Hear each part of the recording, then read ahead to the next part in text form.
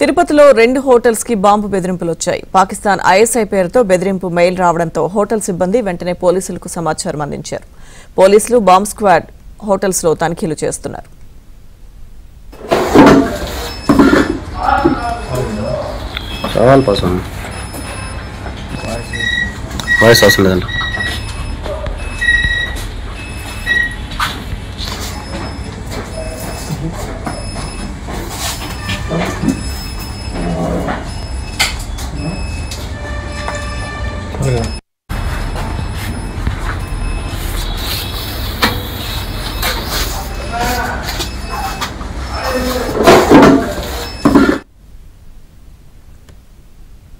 తిరుపతిలో 2 హోటల్స్ కి బాంబు బెదిరింపులు వచ్చాయి. పాకిస్తాన్ ఐఎస్ఐ పేరుతో బెదిరింపు మెయిల్ రావడంతో హోటల్ సిబ్బంది వెంటనే పోలీసులకు సమాచారం అందించారు. పూర్తి అప్డేట్స్ మా ప్రతినిధి దినేష్ అందిస్తారు.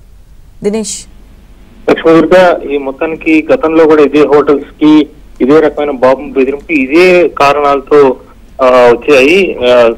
జాఫర్ సాదిక్ అనేటువంటి డ్రగ్ స్మగ్లర్ కి సంబంధించినటువంటి కేసులో తమిళనాడులో ప్రస్తుతం ఉన్నటువంటి గవర్నమెంట్ కి సంబంధించినటువంటి వాళ్ళు ఇన్వాల్వ్ అయినారు అనేటువంటి అభియోగాలు ఉన్నాయి. ఈ నేపథ్యంలో ఈ కేసు నుంచి నీరు గార్చాలి అనేటువంటి ఒక బెదిరింపుతో ఆ కేసుని కోట్ చేస్తూ ఈ మెయిల్ చేయడం జరిగింది. అది 2 రకాలుగా కనిపిస్తుంది. ఒకటి, వాళ్ళకి ఏదైతే గవర్నమెంట్ ప్రస్తుతానికి ఉన్నటువంటి వాళ్ళలో ఈ సాదిక్ తో పాటు ఇన్వాల్వ్ అయి ఉన్నారు అనేటువంటి ఒక ప్రచారాన్ని తమిళనాడులో తీసుకురావడానికి చేశారా, లేదు హోటల్లో చెడపే తీసుకురావడానికంటే మాటికి ఆ హోటల్లో స్టే చేసిన వాళ్ళకి బాంబు బెదిరింపు పేరుతో మొత్తం అందరిలో అక్కడ ఉండేటువంటి రూముల్లో ఉన్న వాళ్ళందరి రూముల్లోకి వెళ్ళడం, ఆ యొక్క తనిఖీలు చేయడం, వాళ్ళందరినీ ఖాళీ చేయించడం, సాయంత్రం వరకు కూడా ఈ తనిఖీలు జరుగుతున్నప్పుడు స్టే చేసిన వాళ్ళకి ఇబ్బందికరమైన పరిస్థితులు ఉంటాయి.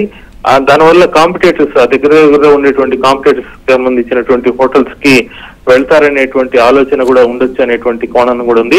ఈ రకంగా 2 రకాలైనటువంటి అంశాలతో పోలీసులు చూస్తున్నారు. అయితే ఏదేమైనప్పటికీ ఒక బాంబు బెదిరింపు రావడంతో ఇమీడియట్ గా తనిఖీలు అయితే ముమ్మరంగానే గతంలో చేశారు, ఇప్పుడు కూడా చేశారు. చుట్టుపక్కల ఉన్నటువంటి ప్రాంతాలు కూడా తనిఖీ చేశారు. ఎక్కడ ఎలాంటి బాంబుకు సంబంధించినటువంటి ఆర్డీఎక్స్ కావచ్చు ఏ రకమైనటువంటివి కూడా లభించలేదనేటువంటి విషయాన్ని అయితే పోలీసులు చెప్తున్నారు. Lakshmi Durga. Okay, thank you Dinesh.